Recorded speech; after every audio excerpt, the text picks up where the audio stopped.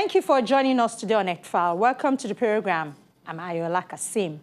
The global economy increased almost fivefold in the past 50 years, but that growth was at a massive cost to the environment. Nature's resources still do not figure in countries' calculations of wealth. The current system is weighted towards destruction, as per se, not preservation. The bottom line, the United Nations says, is that we need to transform how we view and value nature, and we must reflect nature's true value in all our policies, plans, and economic systems.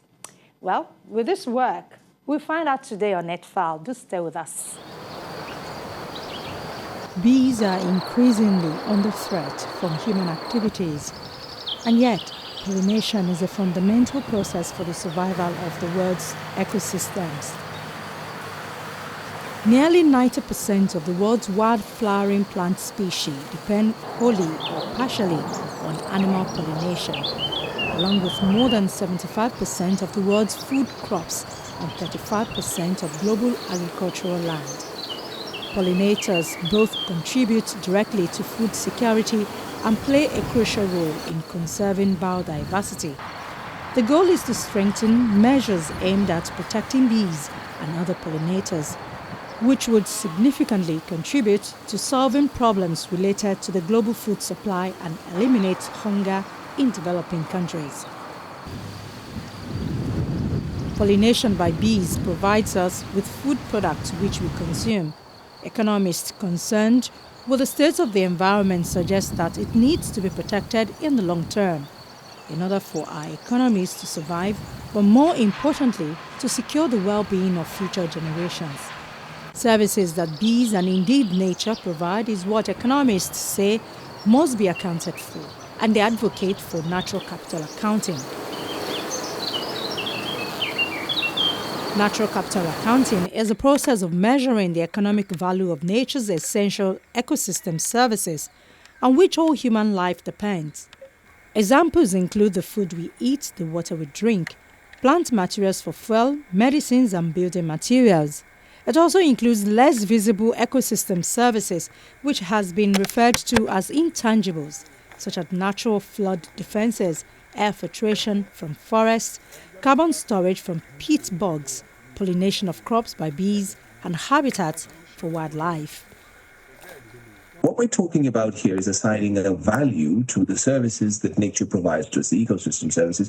For example, a healthy forest that helps us to purify water, managing the whole hydrological cycle. All of us benefit from that service, although none of us may own the forest.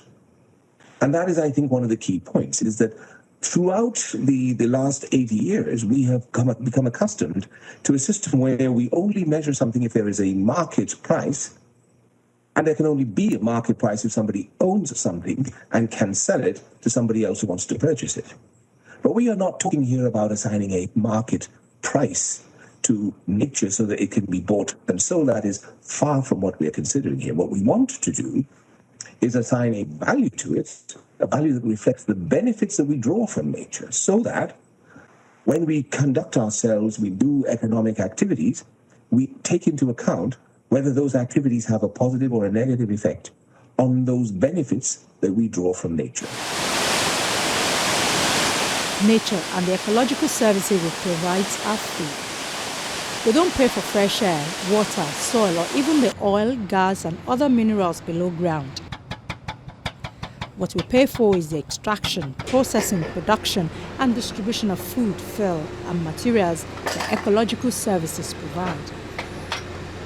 Not forgetting the profit of those who exploit those services on our behalf. We also pay for pollution and waste and other inefficiencies that our own systems and services generate. Experts say what is amazing about nature is that if left to its own devices, those free ecological services are also renewable, unless we use them up faster than nature can replace them, which is what is happening now. According to Global Footprint Network, humanity is currently using nature 1.7 times faster than ecosystems can regenerate. We're assigning a value to it as if it were something to be exchanged, we would be thinking about what our value would be. But I want to stress here, beyond any doubt, there is absolutely no intent here to start making a market of nature.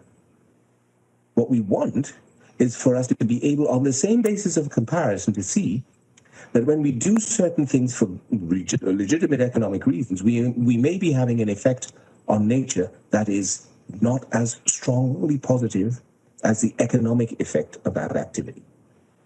And if we can take that into account, then we realize that what looked to be an optimal economic activity before actually is way suboptimal, because it's generating all these losses of benefits and costs that we will have to confront sometime in the future at much greater cost than if we prevent the losses and damage from happening now. We now will understand the scope of the damage we're doing, and we can act in a considerate and rational way to reduce that damage. That is the point behind this. I warmly welcome you all to the first informal virtual meeting of the 52nd session of the Statistical Commission. The United Nations Statistical Commission at its 2021 session adopts a new system of accounting that links both economic and environment data. This ushers in a new era in how we measure prosperity and well-being, one that goes beyond the gross domestic product and makes the contributions of nature central to economic planning and decision-making. The sixth meeting of the 46th session of the Statistical Commission is called to order. Established in 1947, the Statistical Commission is the United Nations' highest decision-making body for international statistical activities. The Commission generally meets for a 4-day session in March every year, with participation of chief statisticians from United Nations member states, experts, policymakers, and the civil society. After World War II, we developed a system of national accounts and the gross domestic product, GDP, to measure the economic recovery. We had the massive economic stimulus of the Marshall Plan to pull us back from the brink. Since then, we have always measured economic progress in terms of the goods and services we produce and consume. That is the gross domestic product, or GDP. But we never did that for nature. And yet, nature provides services that we value, that we need, that we cannot exist without. And we need to account for that value, those benefits, in measuring our progress. This time, after this crisis, the system is different. Our planet is broken, unlike after World War II. We need a transformation in economic thinking. The economy needs a bailout after COVID-19, but so too does nature, because we are on the very brink of climate and biological biodiversity disasters. We can no longer rely on GDP alone. It has considered the contribution of nature to be free and essentially limitless throughout its history. This new framework will put nature on the map.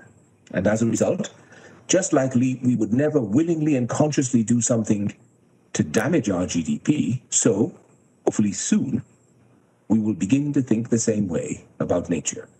We will be able to measure and value the benefits and services we gain from nature, and we all know that what we measure, we value, and what we value, we manage. The link between natural capital and intangible ecosystem services is an important one. In forestry, for example, timber can easily be measured in terms of its market value, but intangible assets such as forest carbon sequestration, water attenuation, habitat, and recreation amenity are less understood and often overlooked in terms of added economic value. The adoption of the new accounting framework called the System of Environmental Economic Accounting, Ecosystem Accounting, would mark a major step forward to incorporating sustainable development in economic planning and policy decision-making, and could have a significant impact on efforts to address critical environmental emergencies, including climate change and biodiversity loss. The SDGs are an integrated framework which, thus far, have lacked an integrated measurement system. Protecting and conserving biodiversity cannot be done without looking at the economic drivers of that biodiversity loss and environmental degradation. Now more than ever, as we stand literally on the very brink of a natural catastrophe, the loss of biodiversity and climate change, We need to take a much more holistic approach, taking nature into consideration whenever we make economic decisions. We have long understood and accepted that we can no longer rely solely on GDP. With this new framework, we've taken the first decisive step to no longer having to. With financial capital, when we spend too much, we run up debt, which if left unchecked can eventually result in bankruptcy. With natural capital, when we draw down too much stock from our natural environment, we also run up a debt, which needs to be paid back. For example, by replanting clear-cut forests or allowing aquifers to replenish themselves after we have abstracted water. If we keep drawing down stocks of natural capital without allowing or encouraging nature to recover, we run the risk of local, regional, or even global ecosystem collapse. Poorly managed natural capital, therefore, becomes not only an ecological liability, but a social and economic liability too. Working against nature by overexploiting natural capital can be catastrophic, not just in terms of biodiversity loss, but also catastrophic for humans as ecosystem productivity and resilience decline over time and some regions become more prone to extreme events such as floods and droughts. Ultimately, this makes it more difficult for human communities to sustain themselves, particularly in already stressed ecosystems, potentially leading to starvation, conflict over resource scarcity, and displacement of populations. We don't have the consciousness that by doing that, in the long run, relate to protecting our lives. We don't relate environment to protection of life. Of course, the Sierra Leonean knows better now, okay? And Nigeria needs to learn from that so that we don't see the consequences before we start taking action. Ultimately, nature is priceless. However, it is not valueless. And there have been many studies that have calculated natural capital's value in financial terms. For example, street trees in California provide over $1 billion per year in ecosystem services through atmospheric regulation and flood prevention. And Mexico's mangrove forests provide an annual $70 billion to the economy through storm protection, fisheries support, and ecotourism. We need to make a business case for the protection of the environment. I give you another good example. Nobody has looked at this. You have manufacturing plants in Ibadan, for example, that manufacture drinks. They are not one, there are so many.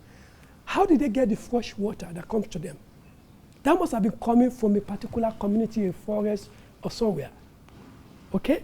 Now, if we are able to identify that, we can find that out through vital science. It's scientific. So if community A is providing 20 or 30% of the fresh water, because we take it for granted that when we dig borehole, there is fresh water. We are just taking it for granted. That fresh water is coming from somewhere, okay? And that is conservation. So if we get a community to say, okay, you need to protect the source of your fresh water, and if you just add like half a kobo on your drinks that goes to that community to preserve conservation, they will protect the environment with their life in exchange. Because the point is that if that water ceases, if the natural environment is kind of destroyed, they will find alternative way of getting water, and that will be costly. The business case being put to the private sector is that it is in their interests to use their natural capital assets sustainably in the short term as a way to guarantee long-term profits. By depleting natural capital now, they put their supply chains and future productivity at risk. The ecosystem service value of tropical forests is estimated at $6,120 per hectare per year, while the cost of losing forests at the current pace amounts to $2.5 trillion per year if all ecosystem services were accounted for. Despite this clear macroeconomic case, the total yearly forest loss averages about 30 million hectares per year, representing the surface of one football field of forest being destroyed every 3 seconds. This continued loss and degradation of forests represents a massive market and policy failure. The first United Kingdom National Ecosystem Assessment, published in 2011, showed, for example, that That is £6,600 million, which United Kingdom farmers generate each year, could not be produced without the help of ecosystem services such as water purification and regulation and soil fertility processes. The total value of pollination services alone is estimated at £430 million a year. The report concluded that ecosystems and ecosystem services and the ways people benefit from them are consistently undervalued in conventional economic analysis and decision-making. In a follow-up report published in 2014, the National Ecosystem Assessment focused on how ecosystem services derived from natural capital support the economic performance of the nation. Natural capital accounting, the report concludes, is a fundamental activity that needs to be mainstreamed in economic decision-making. A report also commissioned by the United Kingdom Treasury found that countries currently spend $4 trillion to $6 trillion a year on subsidies that damage nature, often unaware of the long-term loss of natural assets. It found that the global capital produced per person had doubled in the past 3 decades, while the stock of natural capital, or services provided by nature to each individual, has dropped by 40%. In other words, people are becoming more productive only by significantly depleting our environment. The system of environmental and economic accounts, the ecosystem accounting framework, which is what we're talking about here today, has seen statisticians building on the expertise and experience of many communities in developing the framework, which can be used to complement GDP and to go beyond it.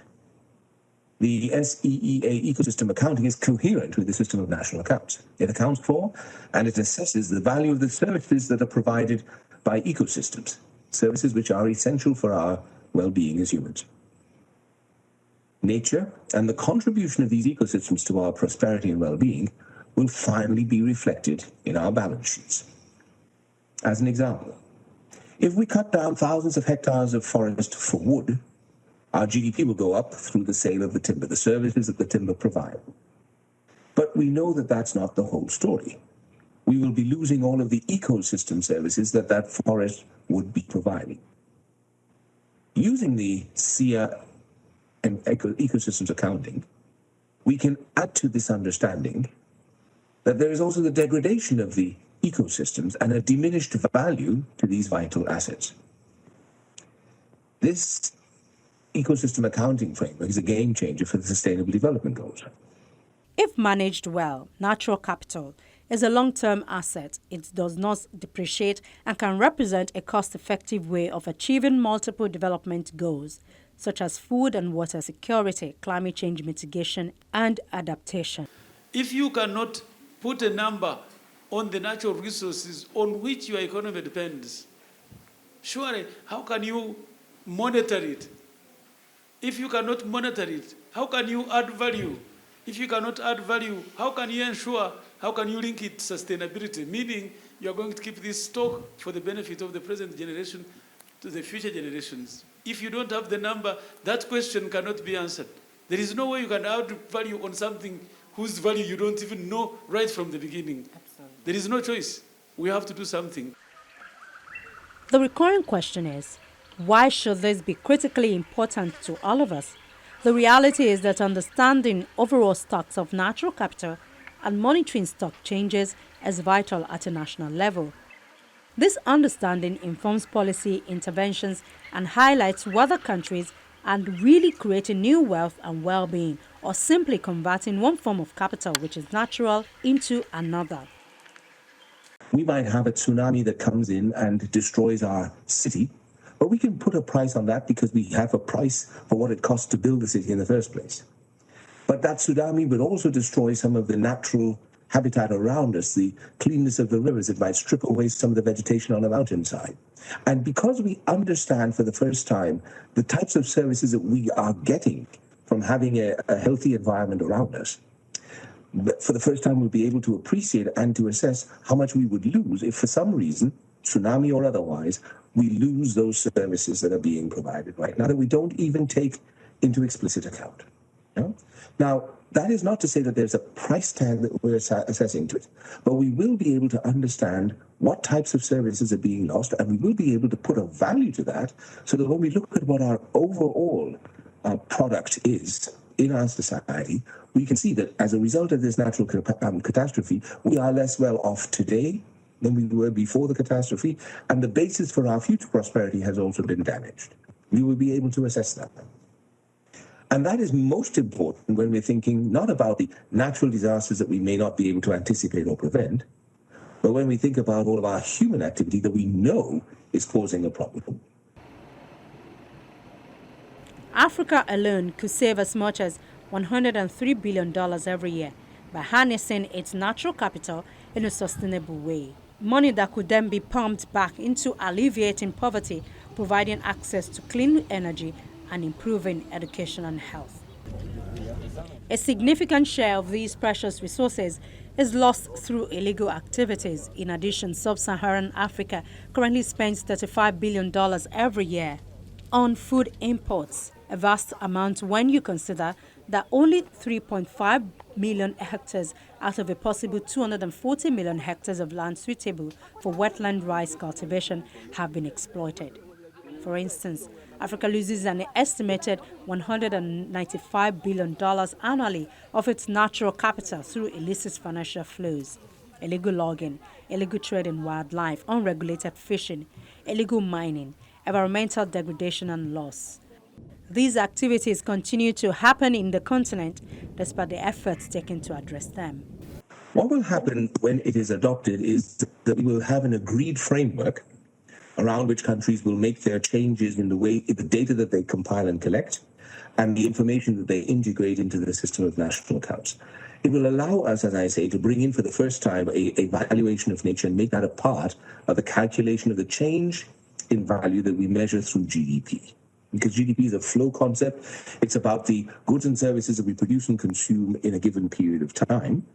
We will also now be able to measure changes in the stock of natural capital to a certain extent, and that then will feed into our calculation of the overall product of the site. Now, of course, it's not going to be entirely comprehensive from day one after adoption. Many countries will still have to gear up their statistical systems and national statistical offices to be able to collect the information that they will need. But with the adoption of this framework, we will know what information has to be collected in order to calculate the values, and we will know how those values will be brought into the system of national accounts. It also allows countries, especially in the developing world, to understand where the gaps might be in their statistical apparatus, so that they know what they have to improve or strengthen in order to be able to collect the information that they need to do this kind of accounting. So yes, it'll be a transition period, but what it will establish is that standard, that baseline, from which all countries then, with a single methodology, will be able to move ahead and come to valuations that can be compared across countries and over time. And that's, I think, it's so important that it will actually change the way we think about the basis of our future prosperity. Companies and countries have been told to shift their financial decision-making toward preservation.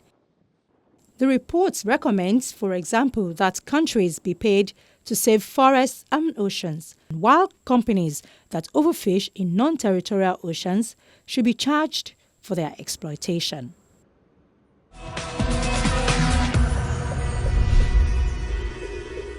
The message is simple: recognize nature as an asset. Let's have a transformational change in the way we think, act, and measure economic success to nature by protecting and enhancing the prosperity of the natural world while recognizing the role it plays in the world of economics. Well, that's our show for the week. Thank you for watching. We'll see you next week.